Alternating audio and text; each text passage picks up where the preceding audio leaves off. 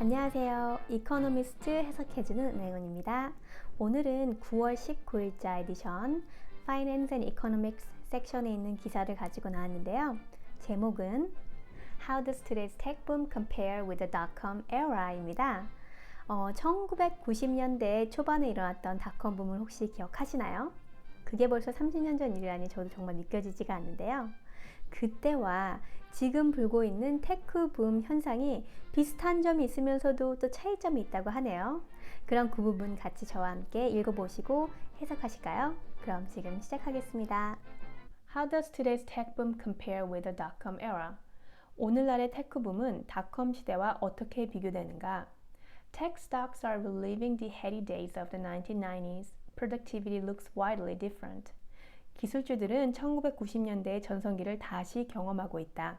생산성은 크게 In troubled times, people take comfort in the familiar. COVID-19 has upended many things, but tech stock prices have proved impressively invulnerable. The Nasdaq, a tech-heavy stock index, has leapt by 25% since the beginning of 2020, taking its total rise over the past decade to over 400%. Were it not for a handful of tech giants like Apple and Microsoft, the S&P 500, another share price index, would be down so far this year. Not since the boom of the late 1990s have technology firms inspired such exuberant trading. For punters, the comparison should be a sobering one. After a peak in March 2000, the Nasdaq crashed, eventually losing 73% of its value. But the economic differences between the two eras should be more unsettling than any market similarities. 어려운 시기에 사람들은 익숙한 곳에서 위안을 얻는다. 코로나로 많은 것이 바뀌었지만 테크 회사의 주가가 특히나 큰 영향을 받았다. 테크주 중심장인 나스닥은 2020년 초부터 25% 급등해 지난 10년간 총 상승률이 400%를 넘어섰다.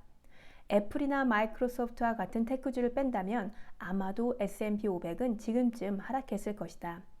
1990년대 후반 닷컴 붐 때는 테크주의 거래가 활발하진 않았다. 주식 플레이를 하는 사람들에게 이 두 시대의 비교는 현타가 오게 될 정도로 중요하다.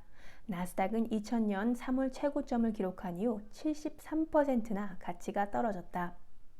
그러나 두 시대의 경제적 유사점보다는 차이점이 불안함을 더 가중시킨다. The two booms do share features beyond their stock price trajectories. Both were sustained by inflows of new money. In the late 1990s, discount brokerage and online trading platforms drew in amateur punters looking to profit off the seemingly one-way market.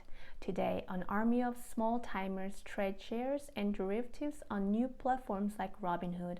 In the 1990s, raging bulls justified high prices by declaring the dawn of a new economy, built on more powerful computers, fancy software, and the internet.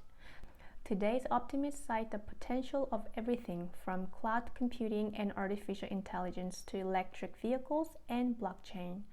At first glance, the economic performance seems similar too.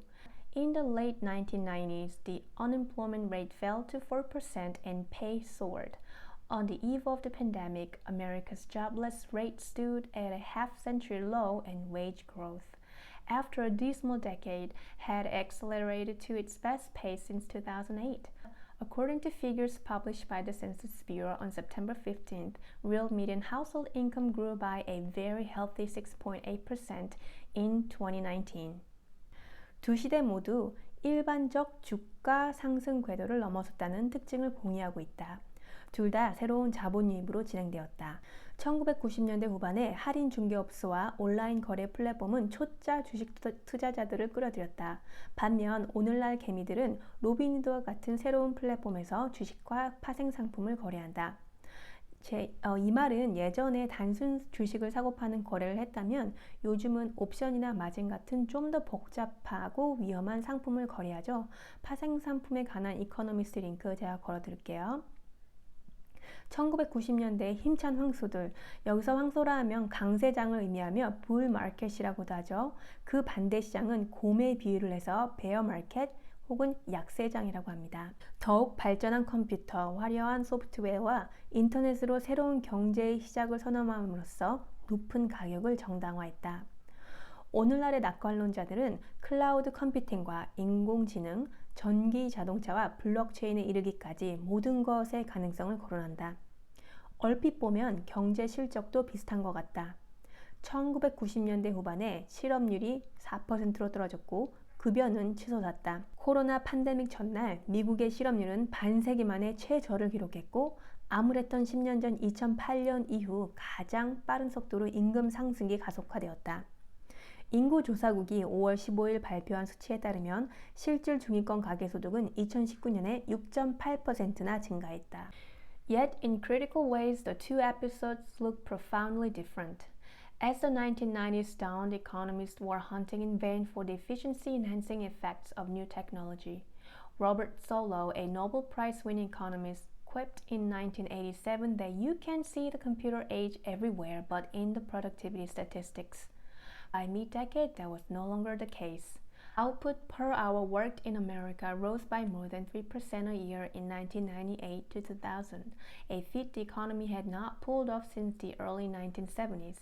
Growth in total factor productivity, a measure of the efficiency with which capital and labor are used, often treated as a proxy for technological progress, rose by about 2% a year from 1995 to 2004, according to Robert Gordon of Northwestern University.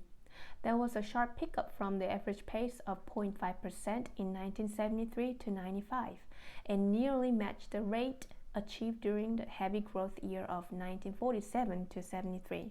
1990년대 초까지만 해도 경제학자들은 언젠가는 경제가 신기술 덕을 보겠지 하는 기대가 있었으나 실제로는 별반 재미를 보지 못했다. 노벨 경제학자 수상자인 로버트 솔로우는 1987년 어디에서나 컴퓨터를 볼 수 있는 시대가 오지만 생산성 효율은 나아지지 않을 것이다 라고 말했다.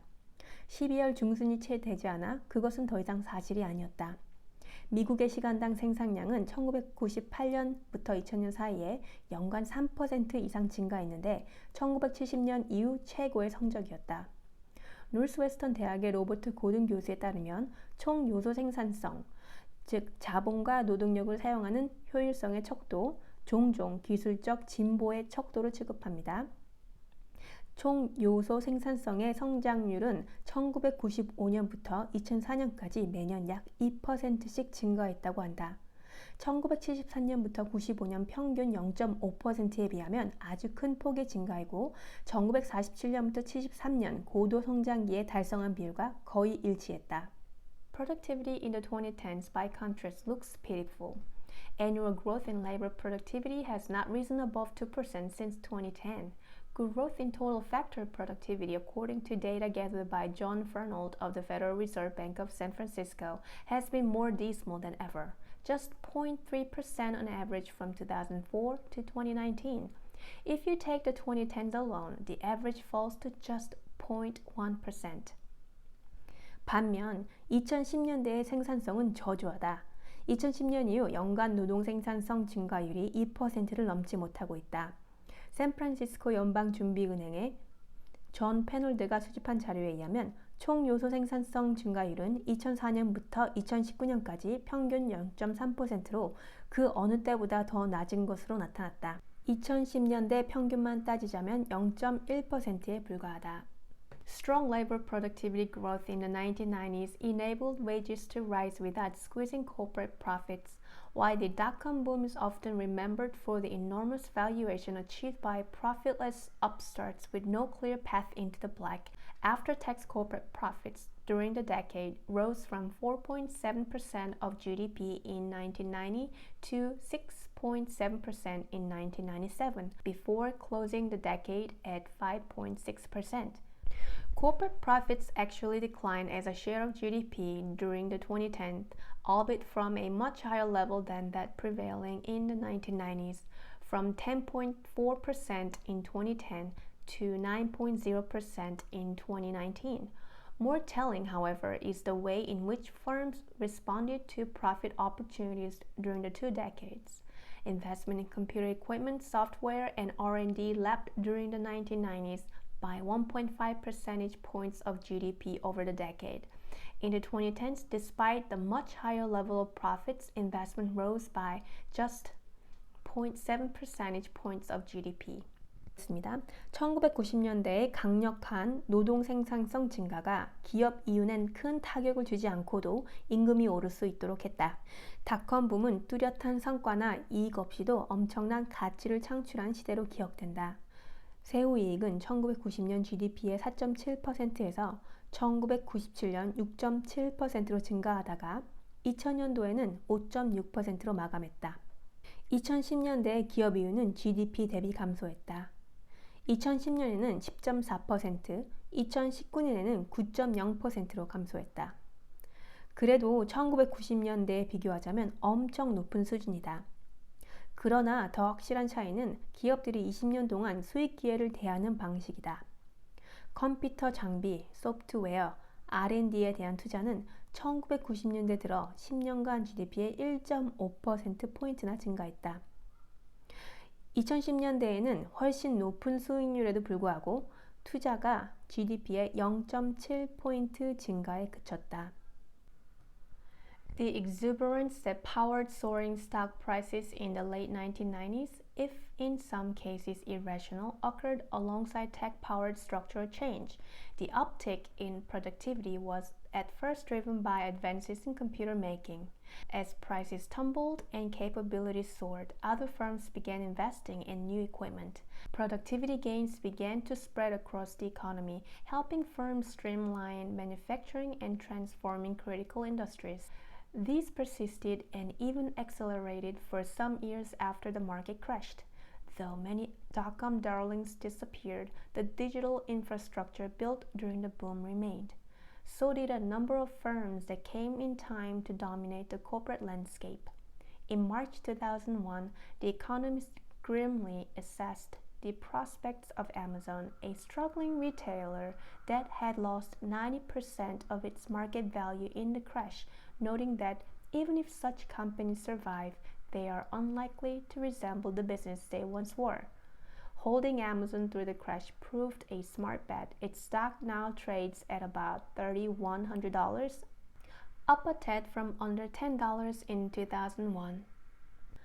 비정상적이었던 1990년대 후반 주가 상승의 주 요인은 기술력에 의한 구조 변화와 함께 일어났다. 생산성의 상승은 컴퓨터의 발전으로 시작되었다. 제품의 가격은 폭락하고 성능은 좋아지자 다른 회사들도 새로운 장비에 투자하기 시작했다.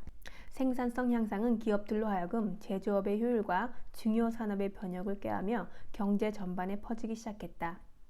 이 현상은 주식이 폭망한 후에도 몇 년 동안 지속되고 심지어 가속화되었다. 비록 많은 닷컴 회사들이 사라졌지만 호황기에 건설된 디지털 인프라는 여전히 남아있었다. 기업의 구도를 장악하기 위해 온 많은 기업들이 남았다. 2001년 3월 이코노미스트는 90%나 주가가 내려간 유통업체 아마존의 전망을 냉정하게 평가하면서 그런 회사들이 살아남더라도 예전 같은 모습을 간직할 수는 없을 것이다 라고 지적했다. 지금 보면 아마존을 계속 보유한 것은 현명한 베팅으로 증명되었다. 2001년 10달러 미만하던 주식이 현재 약 3,100달러에 거래되고 있다. Some of today's high flyers will in time prove to be good investments. Optimism about the real economy requires a bit more faith. There are grounds for hope. Some economists reckon the hard-to-measure intangible investments such as time spent re-engineering business processes takes up a growing share of firms' energies. If so, both investment figures and future economic prospects could be undersold. 요즘 잘 나가는 주식 중에도 훗날 좋은 투자로 평가될 주식이 있을 것이다. 주식이 계속 올라갈 것이라는 희망에는 믿음이 필요하다. 그래도 희망은 있다. 일부 경제학자들이 측정하기 어려운 무형적 투자를 기업 자산에 반영하기 시작했다. Intangible Investment의 예는 비즈니스 프로세스를 재설계하는 데 소요된 시간 등도 무형 자산으로 들어갑니다. 그렇다면 현재 기업의 가치가 투자나 경제적 가치로 따졌을 때 저평가된 것이라고 볼 수 있다. Both output per hour and total factor productivity accelerated in 2019. Though it remained well short of the 1990s, this uptick might presage an economic transformation in the making, and the COVID-19 pandemic has imposed constraints on business activity, which might in turn accelerate tech-driven restructuring. The possibility has probably contributed to the surge in tech stock prices since March. For now, technology valuations are based to a far greater degree than in the 1990s on what could be rather than what is. Invest accordingly. 2019년에는 시간당 생산량과 총 요소 생산성이 모두 가속화되었다. 1990년대보다는 상승폭은 적지만 이 상승세는 경제의 변혁을 예고할 수도 있다. 그리고 코로나가 기업 활동에 제약을 가했고 이는 결국 테크 중심의 구조조정을 가속화할 수도 있다. 아마도 그 점이 3월 이후 테크주의 급등에 기여했을 것이다. 요즘은 현재 가치보단 미래의 가치로 기술을 평가한다. 그러니 알아서 투자하라는 결론입니다. 네, 그럼 이제 요약 들어가겠습니다. 우선 요사점입니다. 첫 번째로는 컴퓨터 기술력을 바탕으로 주식시장이 가열됐다는 점, 그리고 두 번째로는 개인 투자자들이 주식시장 열풍에 가담했다는 점, 세 번째로는 실업률이 낮고 임금 상승률은 높았다는 점, 마지막으로 노동에 비한 생산성이 증가라는 점이 유사점으로 분류가 됩니다. 자, 그럼 차이점을 말씀드릴게요. 우선 유사점보다는 차이점이 더 큰 임팩을 남겼다고 하죠. 차이점은 개인 투자자들의 투자 방식이 예전에는 단순 주식 투자였다면 지금은 더 복잡한 형식의 투자를 변했다는 것입니다. 옵션이나 마진 같은 투자 방식은 위험이 따르므로 당연히 변동성이 더 높아지게 되죠. 그만큼 상승폭도 더 커지게 되었습니다. 두 번째로는 노동 생산성의 증가 폭이 낮아졌다는 것입니다. 1990년대에는 막 발전하고 있는 시기라서 생산성이 3%씩 증가했는데 2010년 이후로는 0.1%밖에 증가하지 않았답니다. 세 번째로는 기술 투자의 감소입니다. 예전에는 기업이 R&D에 GDP의 1.5%를 투자했다면 2010년에는 그 반토막인 0.7%밖에 투자하지 않았습니다. 네 번째로는 무형자산이 가치를 평가받게 됐다는 것입니다. 테슬라가 아마 가장 좋은 예일 텐데요. 이 회사의 무형가치가 2015년에는 고작 1,300만 달러였습니다. 2019년에는 이게 5억 3,700만 달러까지 상승했습니다. 마지막으로 팬데믹이 기업의 판도를 바꿈으로써 언택주, 기술주가 수혜를 입었다는 내용입니다. 자, 그럼 결론을 말씀드리겠습니다. 1990년대의 닷컴 버블은 비록 73%라는 아주 안 좋은 결과로 끝났지만 그로 인해 테크주의 인프라가 잘 구축되어 아마존 같은 회사가 탄생. 2020년에는 기업의 미래 가치 자산의 새로운 재평가가 시작. 때마침 팬데믹으로 인한 판도의 흐름으로 테크주의 성장을 가속화시킴. 그러므로 아직 테크주는 저평가된 걸 수도 있다. 자, 그럼 오늘 프레젠테이션 잘 보셨으면 좋아요, 그리고 구독 눌러주시면 감사드리겠습니다. 좋은 하루 보내세요.